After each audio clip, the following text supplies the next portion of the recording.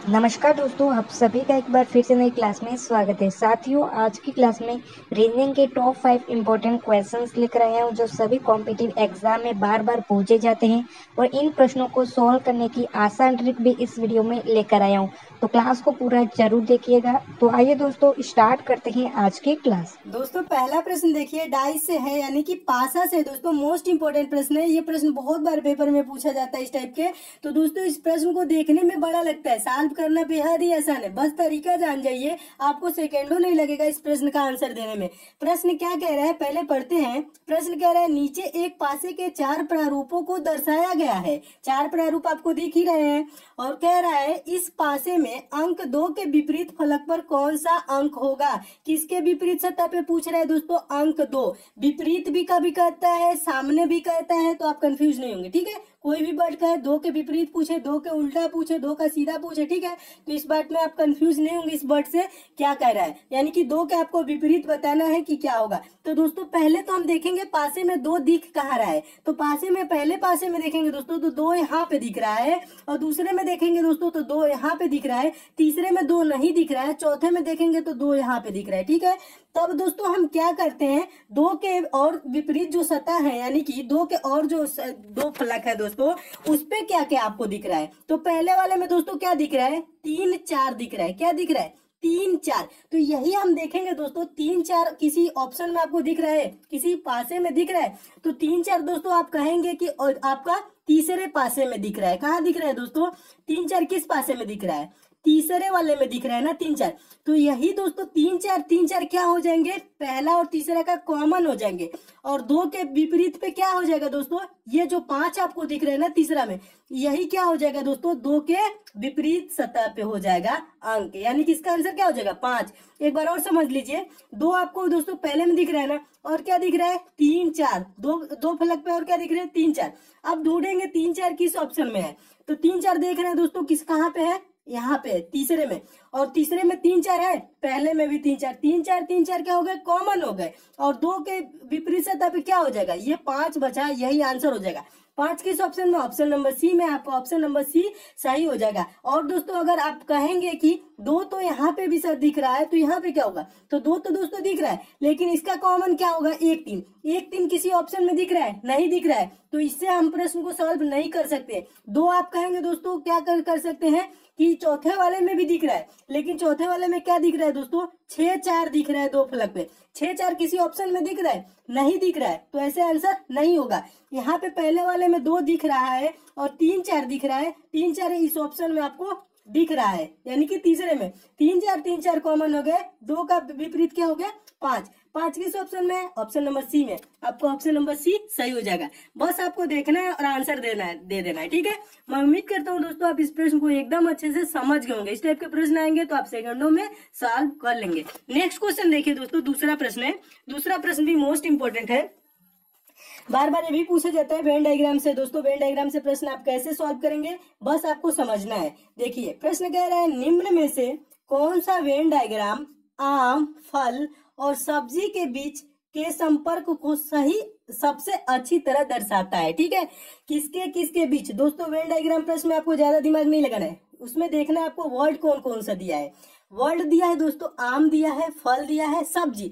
अब दोस्तों हम दिमाग में बस क्या सोचना है, ज्यादा कुछ नहीं सोचना है आपको। बस सोचना है किसका संबंध किससे होता है, बस आपको ये चीज दिमाग में लगाना है। अपने जनरली दिमाग से सामान्यतः सोचेंगे क्या होता है दोस्तों, आम होता है, फल होता है, सब्जी, यानी ये चीज क्या है। तो दोस्तों आप कहेंगे आम और फल क्या होते हैं? एक कैटेगरी, यानी कि दोस्तों क्या हो जाएगा, ये फल का गोला हो जाएगा, तो फल के अंतर्गत क्या आ जाएगा? आम आ जाएगा। किसके अंतर्गत क्या आएगा दोस्तों? अब बताइए, फल या आम के अंतर्गत सब्जी आएगा? नहीं, तो सब्जी को हम क्या कर देंगे? बाहर कर देंगे। फल के अंतर्गत आम आ जाएगा और सब्जी को बाहर। तो आपका वेन डायग्राम इस टाइप से बन जाएगा। इस टाइप से देखेंगे वेन डायग्राम किस ऑप्शन में, तो ऑप्शन नंबर देखेंगे दोस्तों बी में आपको दिख रहा है, तो आपका ऑप्शन नंबर बी सही हो जाएगा। क्या हो जाएगा दोस्तों? ये आपका फल हो गया, और फल के अंदर ये आम हो गया, और सब्जी क्या हो जाएगी? बाहर हो जाएगी। ठीक है, तो ऑप्शन नंबर आपका बी सही हो जाएगा। मैं उम्मीद करता हूँ दोस्तों आप इस प्रश्न को भी एकदम अच्छे से समझ गए होंगे। क्या सोचना है, जो वर्ड दिया है उसमें हमें देखना है कि रिलेशन किसका किससे है। जिसका रिलेशन एक जैसे है उसको हम एक तरह कर लेंगे, जिसका अलग है उसको हम अलग कर लेंगे। अगला प्रश्न देखिए, अगला प्रश्न भी मोस्ट इंपोर्टेंट है। तीसरा प्रश्न देखिए, अभी और क्लियर आपका हो जाएगा, वेन डायग्राम से भी है, मोस्ट इंपोर्टेंट प्रश्न ये भी है। प्रश्न कह रहा है निम्नलिखित में से कौन वेन डायग्राम गाजर, भोजन, सब्जी वर्गों के बीच सही सही संबंध दर्शाता है। तो इसमें दोस्तों कौन कौन से वर्ड आपको दिए गए हैं, गाजर दिया है, भोजन दिया है, सब्जी दिया है। तो दोस्तों आप थोड़ा सा अगर जो दिमाग लगाएंगे तो आपको आंसर दिख जाएगा। क्या दिख जाएगा, भोजन के अंतर्गत दोस्तों क्या आता है, भोजन के अंतर्गत सब्जी आता है, यानी इसके अंदर हो जाएगा। और सब्जी के अंदर ही क्या आता है दोस्तों, गाजर आता है। क्या आता है, सब्जी के अंदर गाजर आता है। ये नहीं कि बोलेंगे गाजर फल है, ठीक है, गाजर सब्जी के अंतर्गत आता है। तो इसका वेन डायग्राम कैसे बन जाएगा, इस टाइप से बन जाएगा। और इस टाइप से वेन डायग्राम किस ऑप्शन में आपको दिख रहा है दोस्तों, ऑप्शन नंबर ए में दिख रहा है। आपका ऑप्शन नंबर ए सही हो जाएगा।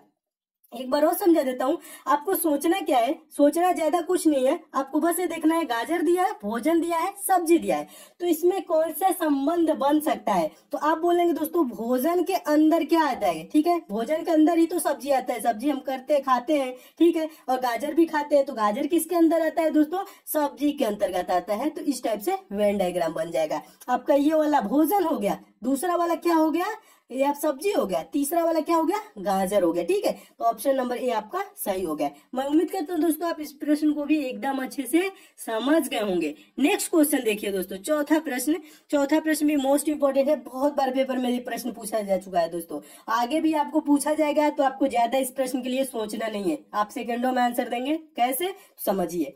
प्रश्न कह रहा है एक 18 सेंटीमीटर के ठोस घन से यदि 3 सेंटीमीटर के छोटे छोटे घन बनाए जाए तो कुल कितने घन बनेंगे। तो दोस्तों आपको बता दूं, अगर जो कोई घन है जिसका भुजा ए है तो उसका आयतन क्या होता है दोस्तों, घन का आयतन होता है ए क्यूब, यानी कि भुजा का क्यूब होता है, भुजा का घन होता है, ठीक है।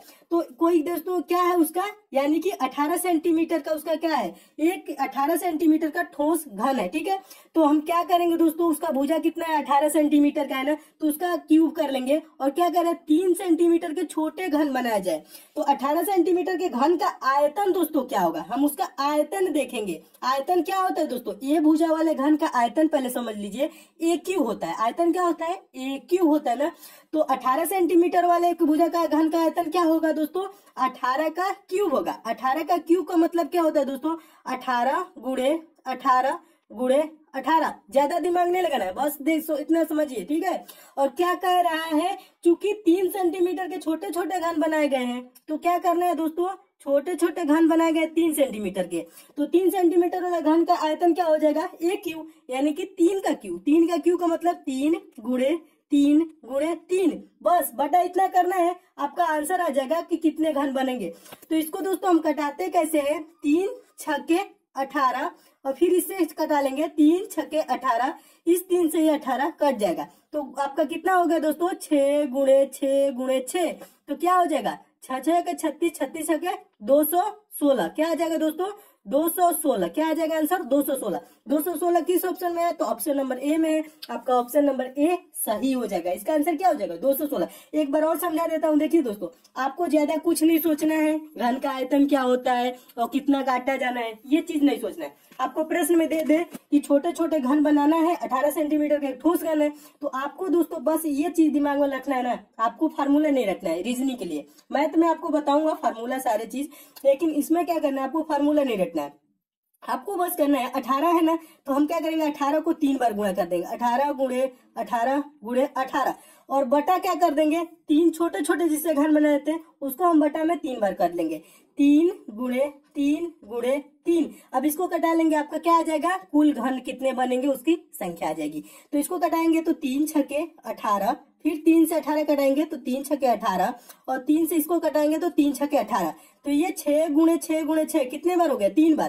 तो इसको गुणा कर देंगे, 6 के 36, 36 छक्के 216, तो 216 टोटल घन बनाएंगे जाएंगे 3 सेंटीमीटर के। तो ऑप्शन नंबर ए इसका क्या हो जाएगा, सही हो जाएगा। इतना बस आप दोस्तों ध्यान रखेंगे, आपका प्रश्न गलत नहीं होगा। आपका आंसर आ जाएगा। मैं उम्मीद करता हूँ दोस्तों आप इस प्रश्न को भी एकदम अच्छे से समझ गए होंगे। ये प्रश्न दोस्तों पेपर में आता है तो ज्यादातर स्टूडेंट छोड़ देते हैं, लेकिन आपको छोड़ना नहीं है, ठीक है। आप ऐसे सॉल्व करेंगे, आपका आंसर आ जाएगा। अगला प्रश्न देखिए दोस्तों, पांचवा प्रश्न मोस्ट इंपोर्टेंट प्रश्न है, डायरेक्शन से है। प्रश्न ये भी बहुत बार पेपर में पूछा जा चुका है। इस प्रश्न को आप कैसे सॉल्व करेंगे? प्रश्न कह रहा है एक व्यक्ति का मुंह उत्तर की ओर है, वह घड़ी की सुइयों की दिशा में 45 डिग्री घूम जाता है। इसके बाद वह घड़ी की सुइयों की विपरीत दिशा में 90 डिग्री घूम जाता है।